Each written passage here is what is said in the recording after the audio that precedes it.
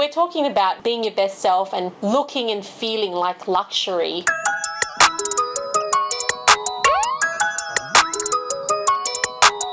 Welcome back to my channel where we help you go from having nothing to wear to always having something to wear and feeling more stylish. In today's episode, we're talking about 7 practical tips to always look stylish and put together. I say 7, but if you stay to the end, I'll give you an 8th tip, which is a little bit more on the advanced side, but will definitely send you in the right direction. All right, just know that these tips that I'm putting together, or that I have put together, are a combination of things that I learned from when I used to be a flight attendant. Yes, I did wear a uniform all the time. However, I learned so much about being put together through that era of my life.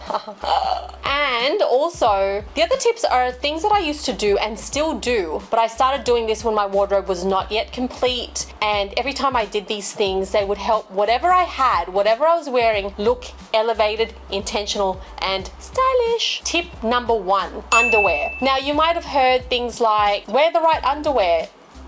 Yes, this one is probably not as common. So the 2 colors that I have in my underwear collection is black and skin tone.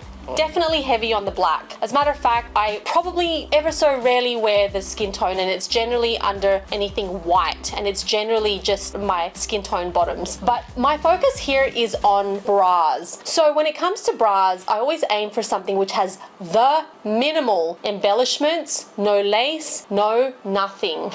Just straps in the right place, whether it's crisscross or just a normal bra strap over the shoulders or strapless. The reason I say go heavy on the black is because when black accidentally pops out, let's say wardrobe malfunction, boop. If black were to accidentally pop out, it looks like it could be part of the outfit, right? It's like, is that a bra strap or is that part of the outfit? I don't know. Kind of looks like it could be both. Whereas if a skin tone bra strap or even a skin tone with lace or, embellishments, it's a lot more obvious. So yes, under the garments, skin tone can perform better, but in terms of being prepared for accidents, black is one that tends to cover that, and that goes for bras and underwear. So your shapewear, I normally go, well, I have both. I have skin tone and black, but for the most part, I'll wear the black. Just in case if the skirt rolls up or for some reason it pops out. In a perfect world, our undergarments would stay as undergarments, but just sometimes it just pops out. Pop! And that's how it is. Now you might be thinking to yourself, Kristine, do I then wear black and white, especially if it's a little bit see-through? This is definitely a personal preference. There was a time where black underwear under anything see-through was a trend, and sometimes it still pops up as a trend, but maybe you might think that it's not appropriate, especially at work. If that's the case, then the easy bet is to just go with your skin tone set. It's not every day you're going to be wearing something sleeveless where all of these supposed accidents can happen. Yeah, so that's a personal preference thing. If you had to do a bit of an underwear cull, definitely start having a think about where and why you would wear the color sets. I like the color sets for like those private times.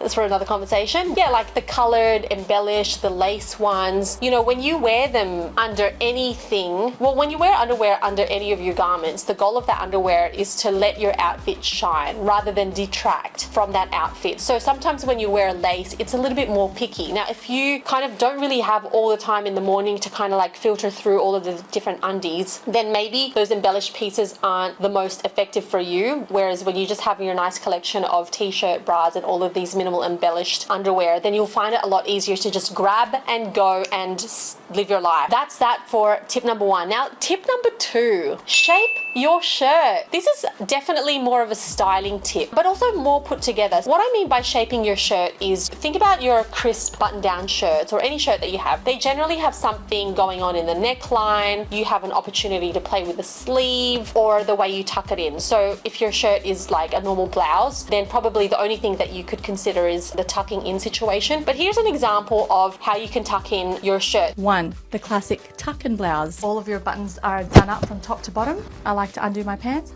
and we tuck it all in from there. As the shirt goes into the pant, you then pull your pant all the way down. Since I'm 163 centimeters, my shirt goes all the way down to my knees. This is what it looks like just tucked in. Take the end of the shirt, pull and blouse it out evenly. And you tidy up the back. Option 1 done. Option 2, crisscross. We start with the buttons undone. I find it easier to do this with the pants a little bit undone. Take the left side, the side with the buttons, tuck it in to the right. Then take the right side of the shirt and tuck it into the left. Do the buttons from the bottom and then take the end of your shirt and tug it out gently so that it's even, then tuck your back in if you want to tuck it in. Sometimes I like to leave mine out, but this time we're tucking it in. It's quite a long shirt on me and that's fine. That's what the back looks like. Option 3 is the French tuck. This works easily with shorter tops, but I'll show you how it works with a longer top. Take the front and tuck it in the front, and then let your top blouse out. And then pull out the blouse as blousy as it is, and blousy, blousy, blousy, blousy, blousy, blousy. We're just cash. We're just super cash. Now, shaping your shirt in this way with the tucking, it can create more shape in your shirt, but can also be really flattering to your silhouette. Here's a little clip on styling your sleeves. If you fold your sleeves to be like this and let them sit below your elbow and just above your wrist, you create more of a relaxed look, you know, kind of like Leo DiCaprio in the movie The Beach. This look can also kind of shorten your arms a little bit and just shorten you in general, but let me show you how you can sharpen it up a little bit, add a little bit of structure and elongate. We'll start from the beginning because we're going to use up all of that cuff length. Number 1, I take the cuff all the way up, one fold, all the way up to the elbow. Yes, that's right. That's very high and that's where we want it to be. And we're going to do one fold. Notice we keep the cuff exposed. This was literally one of my favorite looks. In summary, when it comes to shaping your shirt, it's your buttons, your sleeves, and the way that you can tuck in the bottom. You don't necessarily have to do all those things at once, but those are my top 3 things that I look at whenever I'm putting on a shirt. All right, tip number 3, minimal embellishments. This is a tip for those days where you really don't want to have to think about how to coordinate your outfit. I go for pieces that have minimal embellishments, such as bows, prints, things that are sewn onto the fabric. I just go for something plain. But here's an example. This knitted top, I'm just wearing it with some blue denim pants. But the cool thing about this top is that there's nothing going on here. And what makes it easy to wear this is the next tip, where I'm going to say accessorize. It's a lot easier to pick accessories because there's less likelihood of the accessory clashing with prints or embellishments that are on my top. In addition to that, minimally embellished clothes tend to be more on the classic side of things, and so if you want to elevate your style without having to overthink whether something works or not, something that is just cut and structured well is a lot easier to pair with something else which is cut and structured well, rather than having to consider things like style genres. That is covered in a module that we have under the Ultimate Style Accelerator program. So that program has 36 lessons, and style genres is something that we dive deep into. But the thing that I can tell you now about style genres is that everything that you wear, when it has embellishments or print, can influence that piece to go under a style genre, whether that's bohemian, dark academia, streetwear, resort wear. And when these textures and characteristics are put together in some way, they can either be fully coordinated and feel really sharp and put together, or they can be like, I feel like this outfit looks good, but something looks off. It tends to be within that realm of style genre clashing. Now let's talk about tip number 4, which is accessorize or accessories. My favorite sub tip from this tip is jewelry. If you have a wardrobe where a lot of the pieces are basic or staples or minimal embellishments, an easy way to lift those pieces is through jewelry. So with your necklaces, sometimes you can layer your necklace. Here's an example of how I style my outfits using jewelry, and you'll see it makes quite a big difference from wearing nothing to wearing something. The other reason why I mentioned jewelry is because it stays on your body. So when you wear earrings or a ring or a few rings, a few necklaces, is that it stays on your body. I know bags and shoes, specifically bags, are classified as accessories, but if you think about a bag, you're either holding it and wearing it, or you're putting it down. So it's not remaining on your body as part of your outfit the whole time. Same with shoes, especially if you're visiting your friends where you have to take your shoes off, which is what my house will be. I don't know, I'm just saying. I like to wear shoes on the inside, but when I really think about it, I don't know if they really belong indoors after you've just vacuumed and mopped. Now is not the time for reminiscing, Kristine. Back to the topic at hand. Basically, other accessories apart from jewelry comes off your body at times, whereas your jewelry will stay and it will just continue to be part of your look for the day or the night or the morning. Okay, tip number 5, lip color. Yep, I'm not really a makeup expert or a makeup kind of gal, but I will say that a lip color that complements your skin tone easily is one super easy way to elevate your outfit and look put together. On the flip side of that, wearing the wrong lip color, based on my personal experience, can wreak havoc. Chaos.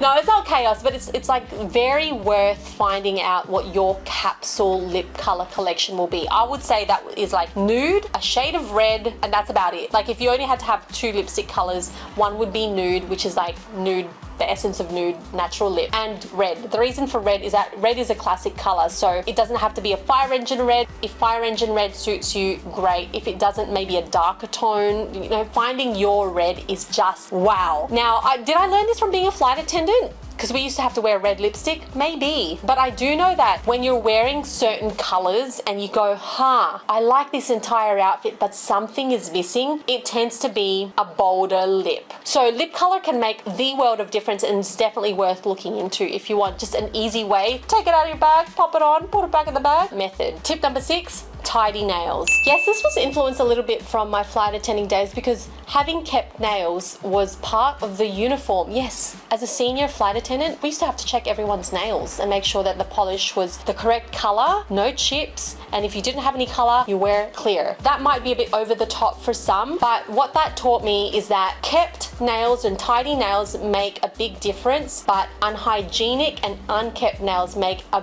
bigger difference. Yeah, it's true. It's far more powerful to have neat and tidy nails rather than having a manicure or shellac that was beautiful 7 weeks ago but is super chipped, and now it's kind of like halfway down your nail bed and we don't really know what's happening with the rest of your nail bed. You know what I mean? I get in those situations too where I'm like, I love a shellac manicure, but I also know that there are times in my life where I'm just not going to get to the nail salon on time to get it removed on time. And so you kind of just have to make that decision. How are you going to manage that? It's all about management, right? So like whenever you maintain your hair and your nails, things that grow, how are you going to manage that so that your maximum time of having those things like your hair and your nails doesn't overstep the line of kind of undoing the rest of the outfit that you've just put together. So imagine when you've put together your ideal outfit, you're feeling great, you're feeling sharp, you're looking put together, and then you're like, oh, but that nail art that I put on like 5 weeks ago with the flower on it, the flower has gone away now and a few of the other nails are starting to look a little bit, we've gone a bit pear-shaped. But here's my tip. My alternative is this. If you don't feel as though you can keep the maintenance of that way of doing your nails, then I highly recommend just keeping like some clear nail polish, some nail polish remover, and use normal polish. Normal nail polish doesn't last near as long as shellac and that sort of thing, but let's be cutthroat. If you have a manicure and it starts to chip, just remove it, because this video is about staying stylish and put together. If I start giving allowances and be like, oh, you gotta wait for 5 chips, well, we may as well call this video 7 practical tips to most of the time look stylish, but not always. All right, tip number 7, hair. OMG, speaking of things that grow, hair is a major factor. Like your nails, good hair makes a difference, but dirty, greasy hair makes a bigger difference in the wrong direction. Yeah, I used to resist this a lot because I heard that you shouldn't wash your hair all the time, etc., etc., and this was long before I discovered dry shampoo. Again, you could have the best outfit and then have really greasy hair. Beyond untidy, you start to look a bit unhygienic. We're talking about being your best self and looking and feeling like luxury. Then a big part of that is hygiene. An easy way to do hair is definitely have dry shampoo on board somewhere in your hygiene kit, and or do a hairstyle that is easy to wash and wear. Not gonna lie, my hairstyle is a high maintenance hairstyle. Once my roots get a certain length and I'm like, Kristine, are you all right? But that's a decision similar to the nails. You choose your threshold, you choose what you're willing to participate in. If you're not gonna make it part of your lifestyle,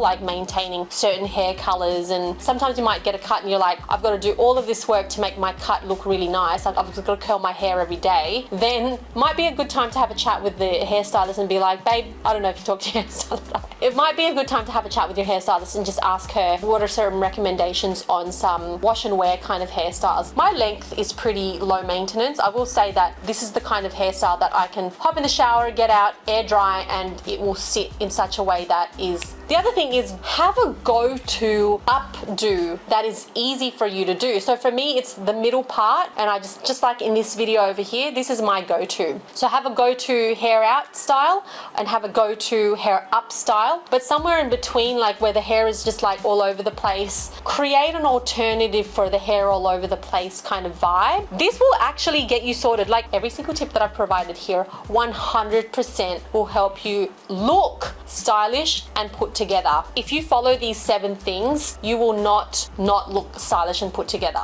Now, I did say that if you stay to the end, I have an 8th tip, and this is it. And I said that it's a little bit more advanced, and it's true because it requires refinement of your eye, and that is color coordination. Color coordination is major. These are things to look out for. Bright colors tend to work really well with bright colors. Muted colors tend to go with muted colors, pastels with pastels, and deep colors with deep colors. I'll create another video to show you those examples. What you can do from this moment is have a look at your wardrobe and have a look at how many of those you have in your wardrobe. Segment by brightness, mutedness, or pastel, you know, are they diluted with a little bit of black or a little bit of white, and deep tones. Have a look at that. Now, if you have a lot of one, a little bit of the other, and a little bit of the other, which is very common, and you're wanting to elevate your style, this is your next phase. Start to really hone your eye with which kind of hues go with each hue. I'll leave it at that because otherwise we're going to go into a whole other topic. In the meantime, if you would like to hop straight into elevating your style, I do have the Ultimate Style Accelerator program. The Ultimate Style Accelerator program has 36 lessons, 4 modules where we cover things like body shape, so you can find out what your body shape is, find out what your best style genre is, so that you can complete that style genre. And there is so much more. If you want to find out more information, all of the details are in the description box of this video, and take note, there are discount codes there as well. Those are 8 practical tips to always looking stylish and put together. If you would like to request a topic, or if you have any style questions, please pop them in the comment section down below. And if you haven't already subscribed to this channel, please do turn on your notification bell so that you don't miss out on the next episodes. I'll see you in the next episode. Bye.